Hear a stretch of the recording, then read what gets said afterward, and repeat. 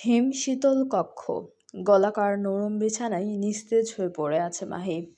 জ্ঞান ফেরার নাম অব্দি নেই এখনো। মেইডেন ইরা চিন্তিত মুখে দাঁড়িয়ে আছেন মাহির পায়ের কাছে। বারে বারে উদ্বিগ্ন চোখে হালচাল দেখছেন মেয়েটার। এরই মধ্যে কক্ষের দুয়ারের দ্বারে দাঁড়িয়ে থাকা গার্ড দুজন কেমন সশব্দে পা ফেলতে মেঝেতে। মেজেন তখনই বুঝে গেলেন মনস্টারের আগমনী সংকেত। সঙ্গে সঙ্গে মাথা নুইয়ে সরে দাঁড়ালেন বিছানার কাছ থেকে।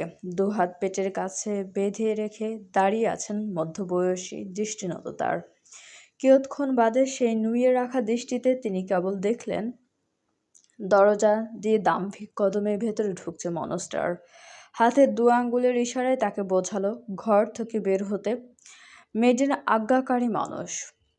তৎক্ষণাৎ মাথা নুইয়ে খানিক কুর্নিশ জানিয়ে ফটাফট কদমে চলে গেলেন ঘর ছেড়ে। তিনি যেতেই গার্ডদের মধ্যে থেকে একজন একইভাবে দৃষ্টিনত রেখে কক্ষের ভারী দরজাটা আলগোছে টেনে দিলেন। বিশালাকার কক্ষটি এবার সম্পূর্ণ মুগ্ধের আয়ত্তে। সুদর্শন যুবক কেমন ঠায় দাঁড়িয়ে আছে কামরার মাঝ বরাবর। উদম গায়ে তার লেপ্টে আছে বিন্দু বিন্দু পানির ফোঁটা। ঘাড় সমান চুলগুলো থেকে সম্পূর্ণ বুক পিঠে চুইয়ে পড়ছে পানি। পরনে কেবলমাত্র ঢিলে ঢালা কালো রঙা ট্রাউজার। এক হাতের তার হুইস্কির বোতল, অন্য হাতের মধ্যমা এবং তর্জনের ভাঁজে জ্বলছে মোটা সিগার। যুবকের বাদামি চোখ জোড়ার তীক্ষ্ণ দৃষ্টি আপাতত বিছানায় পড়ে থাকা মাহিতে নিবদ্ধ। কপালে তার গোটা কতক বিরক্তির ভাঁজ। দীর্ঘ চল ফুটে আছে শক্তভাবে। সে নিজের দৃষ্টি ঠাঁই বজায় রেখে একটু একটু করে সিগারের শেষ ভাগে টান বসাচ্ছে বেশ। কক্ষের সম্মুখের দেয়ালে ঝুলন্ত লম্বা ঘড়িটার ঘণ্টার কাঁটা ঢং ঢং শব্দ তুলে বাজছে, জানান দিচ্ছে মধ্যরাতের আগমনী বার্তা। মুগ্ধ শুনল, ঠোঁটের ফাঁক গলিয়ে ধীরে ধীরে সিগারের কলুষিত ধোঁয়াগুলো বের করতে করতে পা বাড়ালো বিছানার কাছে। ঘুমন্ত নিষ্পাপ মাহি। দিন দুনিয়ার সকল মোহ মায়া যেন মেয়েটার মুখে বিরাজ করছে আজ। সফেদ রঙা সিল্কের গাউনে কি শুভ্রই না দেখাচ্ছে তাকে, অথচ মুগ্ধের মতো নির্দয় মানবের মন গোলালো না তাতে। তা দেখে সে এগিয়ে এসে দাঁড়ালো মাহির মাথার কাছে।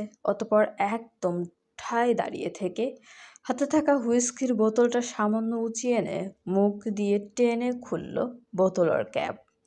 তারপর ক্যাপটা সজোরে দূরে ছুঁড়ে ফেলে অসভ্য ছেলে ঘটায় আর এক কাণ্ড। হুইস্কির বোতলটা মাহির মুখের ওপর উল্টে ধরে রাখতেই সম্পূর্ণ বোতল থেকে তীব্র গন্ধযুক্ত অ্যালকোহল গড়িয়ে পড়ল মাহির মুখের ওপর। একে তো হুটহাট তরলের ঝাপটা, তার উপর এহেন মাত্রাতিরিক্ত গন্ধযুক্ত। মাহির অচেতন মস্তিষ্ক সজাগ হতে খুব একটা সময় নিল না যেন। নিবু নিবু চোখে মেয়েটা কেমন ধীরে ধীরে চোখ দুটো মেলল। কিয়ৎক্ষণ ঝাপসা চোখেই তাকিয়ে রইল সম্মুখে। সামনে তো কেউ নেই। মাহির অচেতন মস্তিষ্ক এখনো ফাঁকা। ধীরে ধীরে চোখের সামনে থেকে ঘোলাটার অবস্থা কাটতেই মেয়েটা কেমন নড়ে চড়ে উঠল। তখনকার ঘটনাগুলো সবটাই একে একে মনে পড়তে লাগলো। মুহূর্তেই মেয়েটার চোখে মুখে খেলে গেল এক অনিমেষ আতঙ্কের ছাপ। সে তৎক্ষণাৎ উদ্বিগ্ন হয়ে শোয়া ছেড়ে উঠে বসে বোকার ন্যায় নিজের দিকে খুঁটিয়ে খুঁটিয়ে দৃষ্টি ফেলে অস্ফুটে শুধাই, আমি এখনো মরিনি? বেঁচে আছি তাহলে, নাকি স্বপ্ন দেখছি এখনো? কথাটা শেষ হতে না হতেই মাহির কর্ণকুহরে ভেসে এলো অপরিচিত এক গম্ভীর অথচ খোঁচা মারা কণ্ঠ। কাছায় বান্দির মেয়ে, কান বরাবর কষিয়ে কয়েকটা বসালেই বুঝবি জেগে আছিস নাকি স্বপ্ন দেখছিস। তক্ষুনি ঘাড় বাঁকিয়ে পেছনে তাকায় মাহি। দেখতে পায় বলিষ্ঠ পুরুষের 6 খণ্ড বিশিষ্ট উদরের পেশি। মাহি শুকনো ঢোক গিলল সামান্য, রয়ে ঘাড় উঁচিয়ে তাকালো মুগ্ধের কঠিন মুখপানে। শুষ্ক হয়ে যাওয়া অধৈর্যরা জিভ দিয়ে খানিক ভিজিয়ে নিতেই মুগ্ধ কেমন তেতে উঠল কেন যেন। তৎক্ষণাৎ কপালের চামড়ায় বিরক্তির ভাঁজগুলো বেশি স্পষ্ট করে চিরচির করা কণ্ঠে বলল, নির্লজ্জ লুচ্চা মেয়ে ছেলে, পুরুষ মানুষ দেখলেই ঠোঁট ভেজাতে মন চায় তাই না? ছি ছি, অসভ্য মেয়ে একটা। হতভম্ব মাহি। লোকটার ভয়ে ঠোঁট শুকিয়েছে তার, অথচ এহেন শুকনো কাঠ হয়ে যাওয়া অধৈর্যরা একটুখানি জিভ দিয়ে ভেজানো নিয়ে লোকটা তাকে এত কিছু শুনিয়ে দিল। মাহি মোটেও চুপচাপ হজম করল না কথাটা। তখনই তেলে বেগুনি জ্বলে উঠে বলল, আপনি আমার ঠোঁটের দিকে তাকালেন কেন? আমার ঠোঁট, আমি যা মন চাই আমি করব। কামড়াতে মন চাইলে কামড়াবো, ভেজাতে মন চাইলে ভেজাবো। আপনি তাকাবেন কেন? দোষ তো তাহলে আপনার চরিত্রে। এহেন একখানা পুচকে মেয়ের মুখে চরিত্র নিয়ে কথা শোনায়, সে কি তেজ দেখাচ্ছে মুগ্ধ। দাঁত কিরমির করতে করতে তখনই হাত থেকে মেঝেতে ছুঁড়ে ফেলল হুইস্কির খালি বোতলটা। মুহূর্তেই এক বিকট শব্দে কাচের বোতলটা কেমন চূর্ণ বিচূর্ণ হয়ে ছড়িয়ে গেল পুরো মেঝেতে। মাহি হতভম্ব, কিছু বুঝে ওঠার আগেই এক দানবীয় হাতের থাবা এসে বসল তার চুলের গোছায়। মাহি কোকিয়ে উঠে চুলের তীব্র যন্ত্রণায়। ঠোঁট গলিয়ে আর্তনাদ ভাসছে তার, চোখ দুটো নিমেষেই হলো ছলছল। মুখ কুঁচকে ব্যথাগুলো হজম করার পায়তারা করতেই শোনা গেল মুগ্ধের গর্জে ওঠা কণ্ঠ, ইউ ব্লাডি বিস! কোন সাহসে তুই আমার চরিত্র নিয়ে কথা বললি? উত্তর দে জানোয়ারের বাচ্চা! তোর মতো যাচ্ছে তাই মেয়ের এত বড় স্পর্ধা আসে কোত্থেকে, যে কিনা আমার দি শ্যাডো মনস্টার চরিত্র নিয়ে কথা বলে? কিচ্ছু শুনছে না মাহি, ঠোঁট কামড়ে কেবল সহ্য করে যাচ্ছে ব্যথাগুলো। এদিকে মুগ্ধের রাগ তরতর করে বাড়ছে, বই কমছে না। মাহিকে এখনো চোখ মুখ কুঁচকে রাখতে দেখে সে তৎক্ষণাৎ ছেড়ে দিল মাহির চুলের গোছা। মাহি ভাবল হয়তো দানবটা ছেড়েছে তাকে, তবে সে কি আর জানতো দানবটা নিজের আসল দানবীয় রূপে ফিরবে এক্ষুনি। মুগ্ধ কেমন নির্দয়ভাবে মাহির ডান হাতের কবজি টেনে হাতের তালুটা উন্মুক্ত করলো। অতঃপর চোখের পলকে সে হাতে জ্বলন্ত সিগারেটটা চেপে ধরে নির্দয় মানব। মাহি চেঁচাচ্ছে, বুক ভাঙা আর্তনাদে ছটফটিয়ে যাচ্ছে অনবরত। হাতটা মোচড়াতে থাকলেও লাভের লাভ তো কিছুই হচ্ছে না, উল্টো হাতটা মুচকে যাচ্ছে তার। এদিকে মুগ্ধের বাদামি চোখ দুটো জ্বলছে। রাগে হিতাহিত জ্ঞান শূন্য মানব ফের শক্ত হাতে গলা চেপে ধরে মাহির। এবারে বোধ হয় গলার স্বর হারাবে মাহি, নয়তো কণ্ঠ ফাটবে যে কোনো সময়। বেচারি হাঁপাচ্ছে, কণ্ঠায় অতিরিক্ত চাপ প্রয়োগে তার শ্বাসরুদ্ধ হচ্ছে ক্রমশ। এদিকে মুগ্ধ নামক ভয়াল যুবকের পেশিবহুল হাতখানা দীর্ঘ দেখো। মাহির নিভে যাওয়া চোখ পানে তাকিয়ে থেকে সে কেমন হিংস্র কণ্ঠধ্বনিতে আওড়ায়, সবাই তোর বাপের মতো না রে জানোয়ারের বাচ্চা। নেক্সট টাইম কথাবার্তা বলার আগে বুঝে শুনে বলবি, কেননা আমি আবার অবাধ্য পুরুষ। নিজের জীব আর হাতের ওপর বিন্দুমাত্র ভরসা নেই আমার। দেখা যাবে কোনো একদিন তোর জিহবার লাগাম ছুটে গেলে আমারও হাতের লাগাম ছুটে যাবে। হয়তো সেদিন সবার আগে তোর জিভটাকে টেনে ছিঁড়ে এনে পাড়াকে খাওয়াবো, দেন তোর শরীরটা খাওয়াবো সাইকিকে। Mind it. নিঃশ্বাস আটকে যাচ্ছে মাহির, ছটফটানো কমে যাচ্ছে ক্রমশ। মুগ্ধ দেখল বরাবর নাই এবারেও বিরক্ত হয়ে ছেলেটা কেমন দাঁত খিচে বলল, এতবার গলা চেপে ধরি, তারপরে তো দমটা একেবারে আটকায় না কেন? বারবার চোখ উল্টে ফেলিস, অথচ গলা ছেড়ে দিলেই ঠিকই আবার নিঃশ্বাস টানিস। এই, তুই মরতে পারিস না? এত মার খেয়েও কেমনে মুখে মুখে তর্ক করিস তুই, বেলাজা বান্দির মেয়ে! কথাটা বলে চট করে হাতটা সরিয়ে ফেলে মুগ্ধ। সঙ্গে সঙ্গে মেয়েটার গাল বরাবর শুধুই সপাটে বসায় এক চর। দুর্বল মাহি তৎক্ষণাৎ ছিটকে পড়ল বিছানার কণ্ঠার ন্যায় ব্যথায়, জান যায় অবস্থা তার। মুগ্ধ ঠোঁট পিষে হাসল মেয়েটার করুণ অবস্থা দেখে। এক পালগোছে বিছানার উপর উঠিয়ে এনে হালকা ঝুঁকে এলো মাহির দিকে। অতঃপর মাহির চুলগুলো পেছন থেকে এক হাতে চেপে ধরে মুখ নামিয়ে আনলো মাহির কান বরাবর। ক্রুর কণ্ঠে হিসিয়ে বলল, I hate you, I just hate you. এই পৃথিবীতে আমি যদি কাউকে সবচেয়ে বেশি ঘৃণা করি থাকে, তাহলে সেটা হচ্ছিস তুই, যার গায়ে ওই বাস্টার্ডের রক্ত। যতদিন না পর্যন্ত একটু একটু করে তিলে তিলে যন্ত্রণা দিয়ে তোর গা থেকে শেষ রক্তবিন্দুটা আমি ঝরিয়ে দিচ্ছি, ততদিন পর্যন্ত না চাইলেও বাঁচতে হবে তোকে। যন্ত্রণার তুই যতবার নিজ থেকে মরতে চাইবি ঠিক ততবার তোকে মরণ যন্ত্রণা উপভোগ করাবো আমি। কিন্তু কিন্তু তোকে মারবো না সাথে সাথে। শূন্য মাহি ঠোঁটে ঠোঁট চেপে সহ্য করলো সবটুকু কষ্ট। মুগ্ধ রয়ে শুয়ে ছেড়ে দিল মাহের চুলের গোছা। সঙ্গে সঙ্গে আবারও এক হ্যাচকা টানে মাহিকে ঘুরিয়ে নিল নিজের দিকে। কান্নারত মাহি লাল হয়ে যাওয়া চোখ দুটো দিকে কেমন তাকিয়ে রইল হতবাকের ন্যায়। এদিকে মুগ্ধের চোখ মুখে এক ভিন্ন আগুন। সে তৎক্ষণাৎ শক্ত থাবা বসায় মাহির জল বরাবর। নিজের অর্ধেকটা ভর মাহির ক্ষুদ্রকায় শরীরের ওপর ছেড়ে দিয়ে হিসিয়ে শুধালো, খুব তো চরিত্র নিয়ে কথা শোনাচ্ছিলি বান্দির মেয়ে। বেশ তো, চরিত্রে যখন দোষ লাগবেই তাহলে কিছু করার পরেই দোষ লাগুক। আগে তোকে নিজের রক্ষিতা বানাই। So I give me a kiss. মুগ্ধের শক্তপোক্ত হাতের থাবা এবার চোয়াল ছেড়ে ঠোঁট অবধি চলে এসেছে মেয়েটার। চেপে ধরেছে মাহির নরম গলাপে অধর জোড়া। মাহি ছটফটাচ্ছে, ছাড়া পেতে উদ্বিগ্ন মেয়েটা হাত পা ছুটছে বেশ। মুগ্ধ ফের নিজের বলিষ্ঠ দেহের দিকে মাহিকে শক্ত করে আঁকড়ে ধরে, তার ভাব এমন এই বুঝে মেয়েটাকে পিষে ফেলবে নিজের বলিষ্ঠ দেহের নিচে।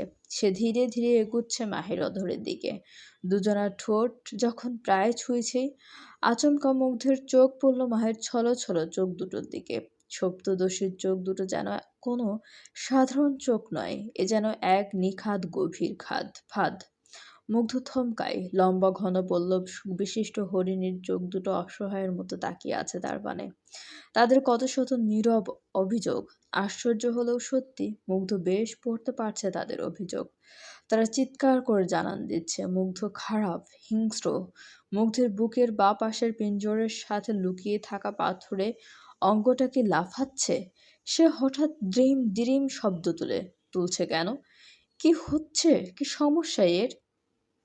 মুগ্ধের এক মুহূর্তে ইচ্ছে করলো এক্ষুনি বেয়াদব অঙ্গটাকে ছুরি দিয়ে কেটে গা থেকে আলাদা করে ফেলতে। তার হাত দুটো কেমন আলগা হলো তার অজান্তেই। এই ফাঁকে মাহি নড়ল। তক্ষুনি মুগ্ধের নজর পড়ল মেয়েটার নরম তুলতুলে অধর জোড়ার পানে। আশ্চর্য, এত সুন্দর কেন মেয়েটার ঠোঁট দুটো!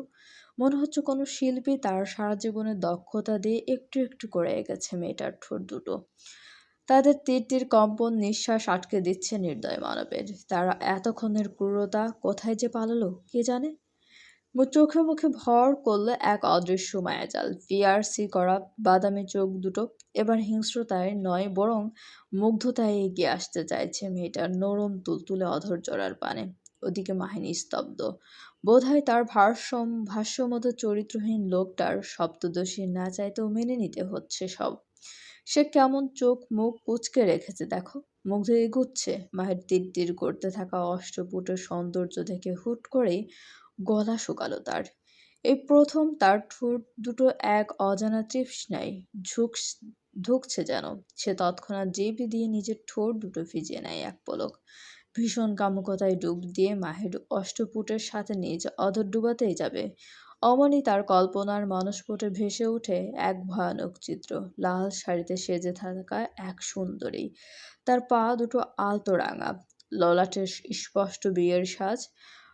রমণীর ঘুমন্ত রক্তাক্ত মুখখানা মনে পড়তেই তৎক্ষণাৎ শরীরে ঝাঁকিয়ে ওঠে মুগ্ধের। বলিষ্ঠ পুরুষ যেন এতক্ষণে নিজের সম্বিত ফিরে পেল।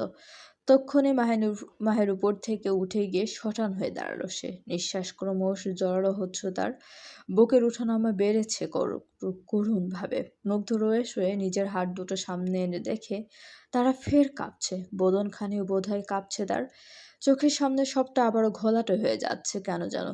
ওদিকে বিছানায় চোখ মুখ কুঁচকে পড়ে থাকা মাহি দেখল না যুবকের এহেন ছটফট, দেখল না যুবকের কাঁপতে থাকা বদন। মুগ্ধ আর এক মুহূর্ত দাঁড়ানো না সেথায়, তক্ষুনি ঢুলতে থাকা পায়ে ছুটে বেরিয়ে যায় ঘর থেকে। এদিকে বেশ কিছুক্ষণ হয়ে যাবার পরও গায়ে কোনো উটকো স্পর্শ না পেয়ে পিটপিট করে চোখ খুলে মাহি। সম্মুখে মুগ্ধকে দেখতে না পেয়ে তক্ষুনি চোখ দুটো খুলে ফেলল এক ছোটকাই। আশেপাশে নজর বুলিয়েও মুগ্ধের কোনো হদিস পায়নি মেয়েটা। এতে যেন বুক চিরে ভীষণ ভীষণ স্বস্তির নিঃশ্বাস বেরোলো তার। সময় নিয়ে দুহাত আলগোচে কাঁপতে থাকা বুকখানা চেপে ধরে মেয়েটা কেমন ফুঁফিয়ে ওঠে। ব্যথায় জর্জরিত কণ্ঠায় এক বুক কষ্ট নিয়ে অস্ফুটে আওড়ায়। প্রকৃতি কাউকে খালি হাতে ফেরায় না হিংস্র মানব। রিভেঞ্জ অফ নেচার বলেও কিছু একটা থাকে। আজ আপনি আমায় ঠিক যতটা কষ্ট দিচ্ছেন, আল্লাহ করুক এই দ্বিগুণটা যেন আপনাকে ভোগ করতে হয়।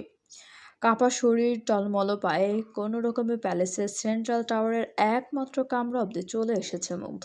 বিশাল বড় কাঠের দরজাটার সামনে দাঁড়িয়ে আলগোছে ডান হাতটা উঁচিয়ে রাখলো দরজার ডান পাশের সেন্সর বোর্ডটার ওপর। তার মুহূর্তেই সেন্সর বোর্ড থেকে একখানা লাল রশ্মি বেরিয়ে এলো মুগ্ধের হাতখানায় স্ক্যান করলো। সেকেন্ড 30 সময় নিয়ে অতপর স্ক্যান শেষে বিশালাকার দরজাটা খুলে গেল আলগোছে। মুগ্ধ তৎক্ষণাৎ ভেতরে ঢুকলো। চোখের সামনে সবকিছু নিভে যাচ্ছে তার, মাথাটা ফেটে যাচ্ছে যন্ত্রণায়। আবারও তার প্যানিক অ্যাটাক উঠল। মুগ্ধ সইতে পারে না এ কষ্ট, সইতে পারে না পুরনো কথাগুলোর বিষাক্ত স্মৃতি। যুবক উদ্ভ্রান্তের ন্যায় অন্ধকার ঘরটায় ছুটল। কিছুটা এগিয়ে পা ঘোরালো বাম দিকে, সেথায় 5 কদম হেঁটেই হাত বাড়ল সম্মুখে। বিশাল এক ধাক্কা দিতেই সামনে থেকে সরে গেল যেন একটা খানা দরজা। মুগ্ধ কোনরূপ কাল বিলম্ব না করে গোপন ঘরটার প্রবেশ করে হন্তদন্ত হয়ে পাগলের মতো অন্ধকার হাতড়ে দরজার কাছের সুইচটা টিপে দিতেই পুরো ঘরময় ছড়িয়ে গেল লাল ঘোলাটে আলোর বাতি। দেখা গেল গোপনে এ কামরায় চারপাশের কাচের দেয়ালে সংরক্ষিত বিভিন্ন বিদেশি নামি দামি ড্রাগস। মুগ্ধ ঝাপসা চোখে সামনে এগোয়। কাচের বাক্সে সংরক্ষিত উচ্চমাত্রায় ড্রাগসের দিকে লোলুপ দৃষ্টিতে এক মুহূর্ত তাকিয়ে থেকেই পরক্ষণেই বাহাতের কঠিন মুষ্টিবদ্ধ ঘুষি বসায় কাচের দেয়ালটায় গায়ে। তৎক্ষণাৎ ঝনঝনিয়ে ভেঙে গেল দেয়ালটা। সেই সাথে কাচের টুকরো অংশ বিঁধে গিয়ে হাত থেতলে গেল মুগ্ধের। এতে অবশ্য বিন্দুমাত্র উদ্বেগ নেই যুবকের। সে কেমন উদ্ভ্রান্তের ন্যায় কাচের বক্স থেকে ড্রাগসটা তুলে এনে সিরিঞ্জ ভর্তি করলো কাঁপা কাঁপা হাতে। অতঃপর আর দেরি না করে সে নিজেই নিজের বাঁ হাতের মোটা শিরায় এক ঝটকায় পুশ করে দিল সবটুকু ড্রাগস। সঙ্গে সঙ্গে পুরো শরীর ঝাঁকে ওঠে মুগ্ধের। বদনখানির অসহ্য কাঁপনে বেচারা কেমন হাঁটু গেড়ে বসল মেঝেতে। চোখ দুটো বুজে আসছে তার, মাথা ভর্তি যন্ত্রণাগুলো ধীরে ধীরে নিভে যাচ্ছে যেন। যুবকের মুখ থেকে অস্ফুটে কেবল বেরুলো, মা, ডাকবো? তারপর বলিষ্ঠ যুবক তার টান টান দেহ নিয়ে তক্ষণে লুটিয়ে পড়ল মেঝেতে। দুহাত দুদিকে ছড়িয়ে মাথা রাখলো পরমায়াসে। আপন মনে বিড়বিড় করলো, ও আমার কেউ না মা, ও আমার শত্রু। চলবে। গল্পটা আপনাদের কেমন লাগছে অবশ্যই আমাদেরকে কমেন্ট করে জানাতে ভুলবেন না, এবং আমাদের চ্যানেলটি প্লিজ সবাই সাবস্ক্রাইব করুন। গল্পটি ভালো লাগলে অবশ্যই সবাই লাইক, কমেন্ট এবং শেয়ার করতে ভুলবেন না আপনাদের প্রিয় মানুষগুলোর সাথে। এবং আমাদের চ্যানেলের সঙ্গে থাকার জন্য সবাইকে অনেক অনেক বেশি ধন্যবাদ।